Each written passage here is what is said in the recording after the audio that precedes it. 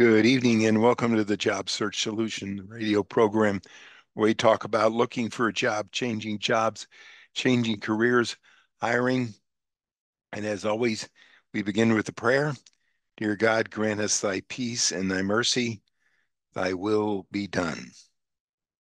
And in just a few minutes, as we do every Wednesday evening, we're going to have Rich Levinsky with us talking about consultants in the workplace and some of the issues that are facing them.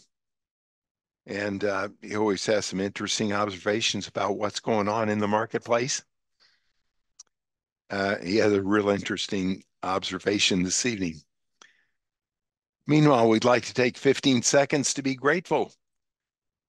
Think about 2 or 3 things that you're grateful for that happened to you today or that you're grateful for this evening. Go. It's certainly hard to be unhappy when you're grateful. It's being grateful to have a chance to compete. Being grateful. Wonderful, wonderful experience. We've been discussing over the last few weeks the myths of hiring. Oh, there are lots of them. We are not covering all of them, but we're covering some of them. And we've been lately discussing the myths of having to do with degrees and grade points and things like that. Here's a myth we run into. We don't want anybody with an online degree. Only degrees from top tier universities, top tier skills, top tier schools, no foreign universities, nothing like that. No, well, maybe. Okay. Within when this first came about, lots of schools in the United States didn't offer online degrees. Lots of schools, most every school in the United States does offer an online degree now. Honestly, it takes some people that get online degrees a lot more effort, time to get an online degree than it does devoting full time to getting a degree. They have to make time for it around the work schedule, a family schedule.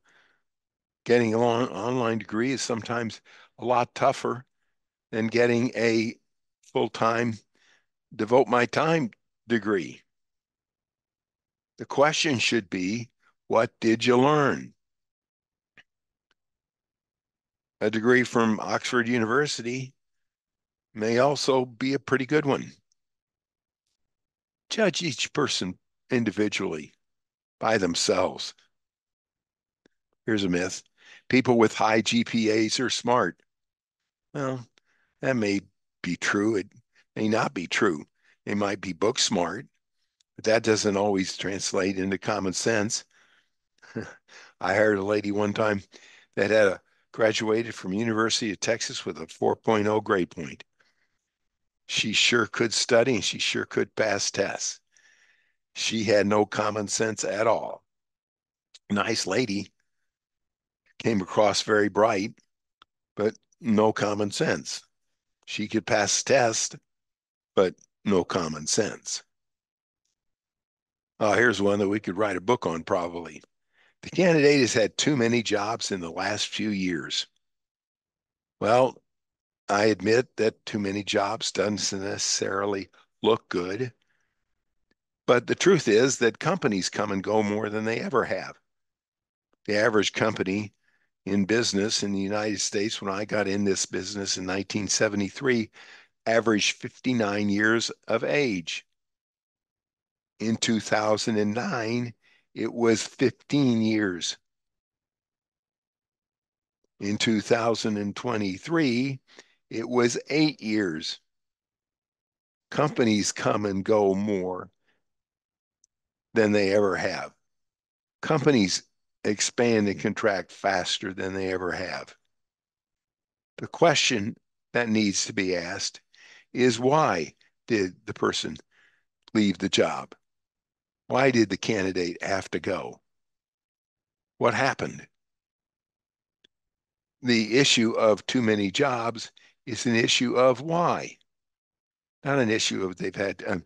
I get at least one employer a day that says too many jobs. The question should be, why do they have so many jobs? Now, if it's poor business judgment, that may be a good reason not to consider the candidate. But take into account the reasons and the reasons as to why. Check the references, find out what the references have to say about the candidate. It's not to make excuses, it's to find out why. I've hired a lot of one of our best employees that was here close to 30 years, had 4 jobs in 4 years before she came here. She wound up being one of the best we ever had. It doesn't really have to do so much with the number of jobs as to why they had the number of jobs. Please take that into account, especially if they're bright and they can add to your company. The candidate has been in their present job too long. I heard that just yesterday. Too long? What, that's the opposite end of the spectrum of the previous myth. What, why did they stay and why are they looking to leave now? Why would they have been in the job too long? Well, if they didn't move every once in a while, something's wrong with them. What's wrong with them? The question is to why. If they continually got promoted and they continually grew in the job, it may be perfectly good that they were there for a while.